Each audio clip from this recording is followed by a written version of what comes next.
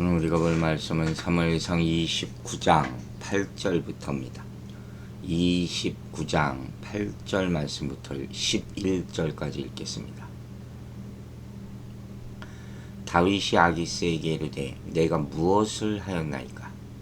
내가 당신 앞에 오늘까지 있는 동안에 당신이 종에게 무엇을 보셨기에 내가 가서 내 주 왕의 원수와 싸우지 못하게 하시나이까 하니, 아기스가 다윗에게 대답하여 이르되 내가 내 목전에 하나님의 전령같이 선한 것을 내가 아나 블레셋 사람들의 방백들은 말하기를 그가 우리와 함께 전장에 올라가지 못하리라 하니, 그런즉 너와 함께 온 내 주의 신하들과 더불어 새벽에 일어나라.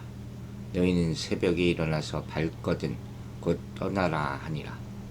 이에 다윗이 자기 사람들과 더불어 아침에 일찍이 일어나서 떠나 블레셋 사람들의 땅으로 돌아가고 블레셋 사람들은 이스라엘로 올라가니라. 아멘.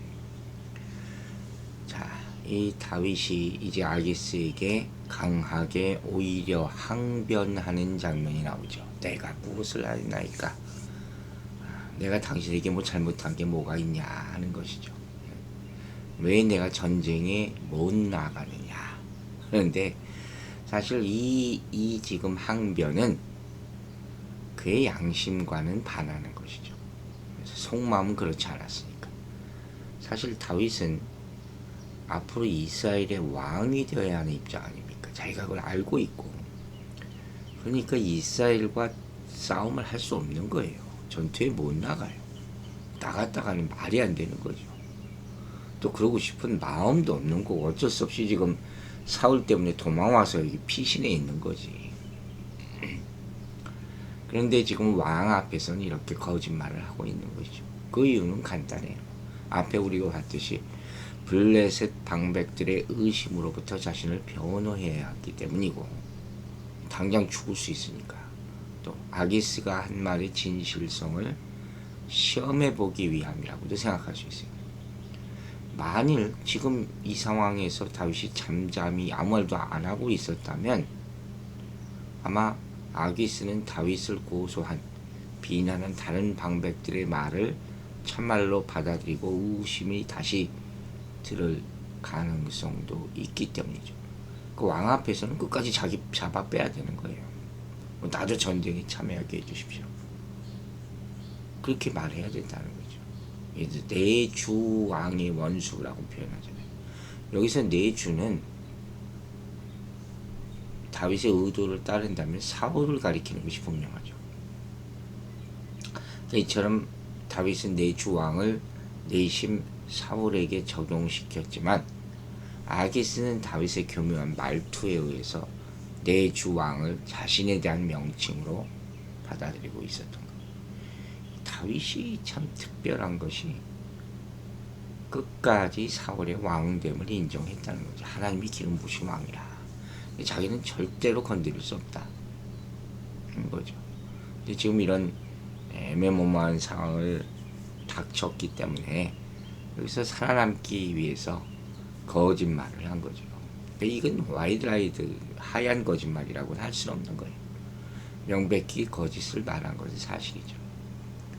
어쨌든 다윗은 이와 같이 둘려 말함으로써 아기스가 자신에 대해서 일말의 의심도 품지 못하도록 했을 뿐만 아니라 자신의 양심에 대해서도 가책이 없도록 하려고 했던 것이죠. 근데 참 이것도 대단해요. 이런 상황에서 이렇게 이걸 지혜라고 해야 될지 모르겠지만 어쨌든 상황을 모면하는 이렇게 말하는 것도 쉽지 않거든요. 또 여기서 다윗이 내주라는 말을 한 것은 블레셋의 다른 방백들이 사울을 다윗의 주로 말했던 것, 여기 항의하기 위한 거죠. 내주는 사울이 아니라 아기스다. 아기스가 보는 앞에서 지금 자신이 아기스에 종속된 하나의 군사에 불과하다 이렇게 강조하고 있는 것이죠. 살려고 발버둥 치는 것이죠. 상대를 속이려는 의도에서 비롯됐다는 점에서 이건 다윗의 위선이라고 볼 수밖에 없어요. 이 상황만큼은 다르게 어떻게 설명할 방법이 없습니다. 어쨌든 다윗은 하나님이 자신을 곤란한 상황에서 건져주시려 하는 것을 알았는지 몰랐는지 모르겠지만 지금은 왕에게 큰 소리를 칠 정도로 오히려 담대함을 나타내려고 노력을 하는 것이죠. 이 상황이 변하고 있구나. 내가 전쟁에 안 나가도 되겠구나. 그때 다행입니다. 이렇게 하면 큰일 나는 거 아니에요. 우리가 여기서 중요한 교훈을 얻죠. 하나님의 인도하심은 변화가 없다는 거예요. 기름 부으신 자를 버리지 않으시겠죠. 그가 잘못하지 않는다는 거예요. 성도도 변함이 없어야 된다는 거예요. 어떤 상황에서도 그 누구 앞에서도 하나님의 인도하심을 확신하며 담대할 필요가 있다는 거예요. 하나님의 일을 망치는 것은 사단 아니면 우리 자신이에요. 그죠? 이렇게 하나님의 인도하심에 확신을 얻고 깨닫기 위해서는 다른 방법이 없어요. 자꾸 그런 훈련을 하는 거예요. 말씀을 읽고 연구하는 매일마다 그래야 돼요. 차곡차곡 쌓여져야 돼요. 하나님이 태초 이전부터 세우셨던 구원의 계획이 성경에 담겨져 있지 않습니까? 그리고 그 계획은 하나님이 약속하신 대로 다 이루어졌어요. 하나님이 우리를 구원하시기 위해 행하신 일들을 우리 분명히 알아야지. 그 어떤 상황에서도 하나님의 사랑을 확신하고 그분의 뜻이 이루어질 때까지 인내하며 기다릴 수 있다는 그런 말씀이에요. 이제 9절 봅니다. 아기스가 다윗에게 대답하여 가로되 내가 내 목전에 하나님의 사자같이 선한 것을 내가 아나. 블레셋 사람의 방백들은 말하기를 그가 우리와 함께 전장에 올라가지 못하리라 하니. 아기스가 다윗을 달래고 있죠. 참 흥미로운 장면이에요. 하나님이 사자같이 선한 것을 내가 아나. 참 아기스가 다윗의 영향을 많이 받은 건 사실인 것 같아요. 자꾸 하나님 얘기가 나오잖아요. 그러니까 여러분이 믿지 않는 사람이 가정이나 이런 가까운 데 있을 때 하나님에 대해서 자꾸 얘기해야 될 필요가 있다니까요. 자기도 모르게 그 사람이 하나님 얘기를 자꾸 하게 돼요. 가랑비에 옷 젖는다. 그러다 변하는 거예요. 우리는 언제부터 이렇게 예수를 잘 믿었습니까? 여기서 하나님의 사자는 하나님의 천사를 의미하죠. 아기스의 이 같은 표현은 하나님께서 보낸 천사는 항상 인간들을 위해 좋은 일만 한다는 그런 일반적인 관념이 있었기 때문이에요. 그런 생각을 하고 있었나 봐요. 그 정도로 다윗을 좋게 본 거예요. 다윗의 정직함과 의로움. 다윗이 아기스 앞에서 진영에서 어떻게 살았는지 정말 의롭게 살았다는 거예요. 그 짧은 기간이지만 1년 4개월 남짓 동안에 그렇게 큰 영향력을 미쳐서 이 앞에서 느부갓네살 왕처럼 한 거죠. 다니엘 앞에서 한 거죠.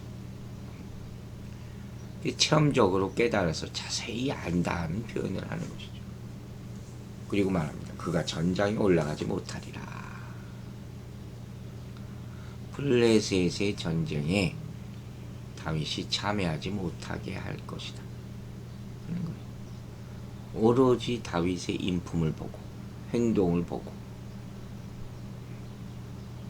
참 대단하죠. 이 반전이에요. 꼼짝없이 이스라엘과 싸우게 된 아니면 도망쳐야 될 상황에 놓인 다윗이 이제 그 전쟁의 그 험지로부터 빠져나오게 되는 순간이죠. 이 말을 들었을 때 다윗이 속으로 얼마나 기뻐했을까. 하나님의 인도하심을 과연 깨달았을까, 감사했을까 하는 생각도 들어요. 여러분, 이렇게 성도들은 하나님의 택하심으로 말미암아 상상을 초월하는 은혜를 입을 수 있다 하는 사실을 알아야 돼요. 하나님이 버려놓은 것 같을 때가 있어요. 그러다 하나님이 구원하실 때는 정말 놀라운 방법을 하시는 거예요. 이렇게 큰 위기에서 다윗을 건지신 이유는 그를 택하셨기 때문에 그거밖에 없어요. 그걸 붙잡아야 돼요. 우리도 마찬가지예요. 우리는 예수 그리스도로 말미암아 택함 받고 구원 받았어. 그러면서 사는 거예요.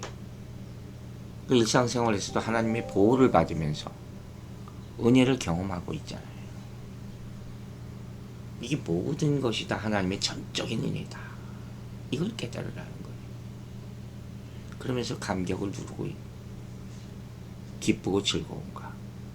이걸 항상 느끼고 사는 거예요.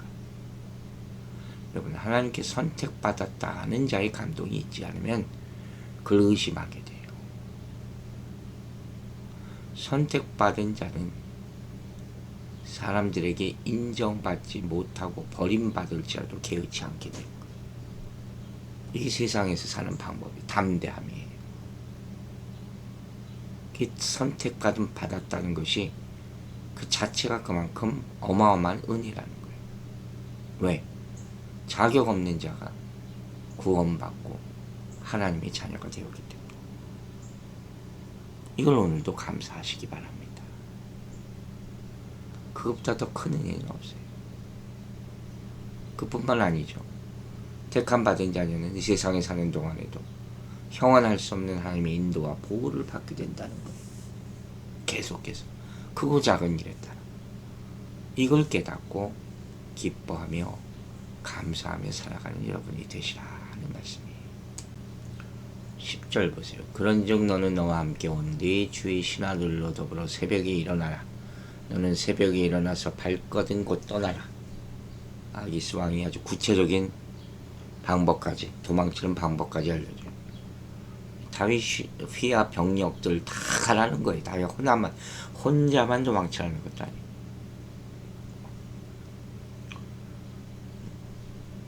아마도 이 다윗의 추종 세력들이 원래는 사울의 군사였을 거 아니에요. 그러니까 전쟁하면 그들도 어려움이 빠지게 되니까. 이게 정말 가만히 보면요, 이 아기스라는 왕이 이 대단한 사람, 굉장히 마음 씀씀이가 속이 깊은 사람이죠. 그만큼 다윗을 위했다. 아마 앞으로도 다윗이 자기를 도와줄 거라고 생각했을까요? 어쨌든 그런 것 같아요. 새벽에 몰래 빨리 다 잠들어 있을 때 빠져나가라 하는 거죠. 블레셋 방백들의 눈에 더 이상 띄지 않도록 하려는 배려죠. 날이 밝은 그 다음날 아침에도 만약에 다윗이 계속 있는 것이 블레셋 방백들이 발견된다면 또 구설수에 올리게 되고 완전히 무슨 공격당하거나 도망쳐야 되는 그때 때문에 투레이시죠. 11절 말합니다. 이에 다윗이 자기 사람들로 더불어 일찍이 아침에 떠나서 블레셋 사람의 땅으로 돌아가고 블레셋 사람들은 이스라엘로 올라가니라. 블레셋 사람들로 돌아가니 드디어 다윗이 동족 이스라엘과 싸우지 않고 시글락으로 돌아가게 된 거죠. 이 모든 게 뭡니까? 바로 블레셋 방백들로 하여금 다윗의 참전에 대하여 이 의를 제기케 하신 하나님의 섭리이기 때문에. 이걸 누가 알겠어요? 하나님의 방법을 누가 알겠어요? 다윗을 탈출시키는 방법이 여러 가지 있을 수 있겠지만 적을 이용해서 이렇게 하려는 거예요. 참 대단한 거죠. 하나님께서 이렇게 역사하심으로 다윗이 장차 이스라엘 왕이 오르는 데 있어서 장애가 없도록, 그의 경력에 흠이 없도록 만들어 주시고, 또 때마침 아말렉의 침공에 의해 납치됐던 자신의 가족들을 구출하도록 그렇게도 역사하신 거죠. 참 이 배려하심이 어마어마합니다. 일찍이 아침에 일어나서 떠났다는 거예요. 다윗은 이 진퇴양난의 위기에서 결국 동족 이스라엘에게 전혀 죄를 짓지 아니하고 또한 아기스 왕에게도 전혀 의심받지 않는 상태로 자신의 거처인 시글락으로 떠나게 됩니다. 한편 이 배경을 잠깐 생각해 보면 이 BC 110년에 발발한 길보아 전투를 배경으로 하고 있거든요. 이 전투를 계획했던 블레셋 왕 아기스는 그 당시 다윗을 상당히 신임하고 있는 터라 다윗을 전투에 참가시키려고 원래 했던 거예요. 그러니까 다윗은 지금 이 상황에서 뭐 누구의 편을 들 수도 없었고 어떤 행동을 취하든 결과는 반역자예요. 양쪽에서 다 반역자. 그럼 궁지에 몰리 정말 오도 가도 못하는 상황이라니까요. 이게 이제 하나님께서 이렇게 놀라운 방법으로 이방 나라에 도망가 있던 그런 다윗을 들어서 이스라엘의 지도자로 사용하시려고 당신의 계획을 포기하지 않으신다는 표시로 이 절박한 상황에 놓여있던 다윗에게 이 전투에 참전할 수 없도록 섭리하셨다 하는 거죠. 이게 정말 섭리, 정말 섭리, God's providence. 어떻게 생각하십니까?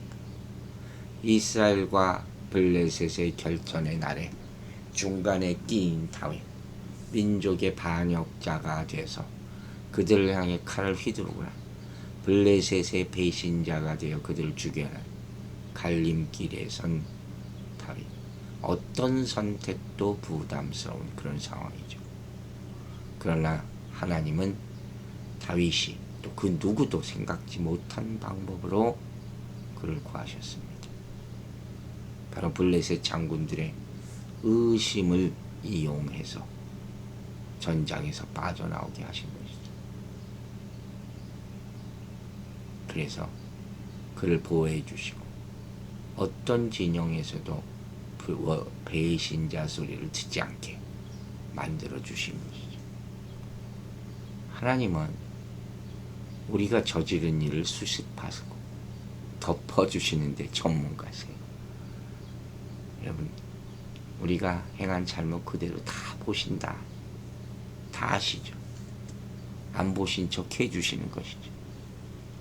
우리가 미련해서 고난과 실패를 자초함에도 불구하고 우리를 사랑하셔서 구하시는 하나님과의 마음과 지혜, 여기에 놀라워하시고 감사하시기 바랍니다. 따라서 우리는 이와 같은 사실을 통해서 인간의 실수와 절망할 수밖에 없는 상황에도 불구하고 하나님은 당신의 뜻을 성취해 가신다는 것을 깨달아야 할 것입니다. 또한 당신이 택한 자를 결코 버리지 않으실 뿐만 아니라 피할 길을 예비해 주신다는 진리를 배워서 하나님께 영광 돌리게 되기를 주의 이름으로 축원합니다. 기도하겠습니다. 아버지 하나님 감사합니다. 우리의 무지와 우리의 불순종과 우리의 모든 죄를 구하오니 용서하여 주시옵소서. 다윗처럼 피할 길을 열어주시고 또 기회를 주시고 살 길을 열어주시옵소서. 우리에게 닥치는 어떤 고난 가운데도 절망하지 말게 하여 주시고 사단의 유혹에 빠지지 말게 하여 주시고 하나님께서 새 길 열어주길 바라며 하늘을 바라며 간절히 외칠 때 주께서 우리의 길을 열어주실 줄로 믿습니다. 한 주간의 삶 동안에 참으로 사단의 역사들이 많았습니다. 그러나 오늘에 이르러 돌아보니 하나님의 은혜가 더 컸습니다. 고쳐주시고 회복시키고 다시 또 내일 거룩한 주일을 맞아 준비하는 오늘 되게 하여 주시며 우리 성도들 한 사람 한 사람 힘들고 어려운 삶을 살 때마다 어렵다고 절망하지 말고 낙심된다고 포기하지 말고 사단의 유혹, 세상의 유혹, 물질의 유혹에 빠지지도 말게 하여 주시고 오로지 믿음으로 이 모든 상황들을 이겨내게 도와주시옵소서. 내일 거룩한 주일 성도들 모이게 하여 주시고 은혜로서 다시 회복되는 예배를 드릴 수 있도록 역사하여 주시옵소서. 우리에게 피할 길을 예배하여 주시는 주를 찬양하오며 예수 그리스도의 이름으로 기도했습니다. 아멘.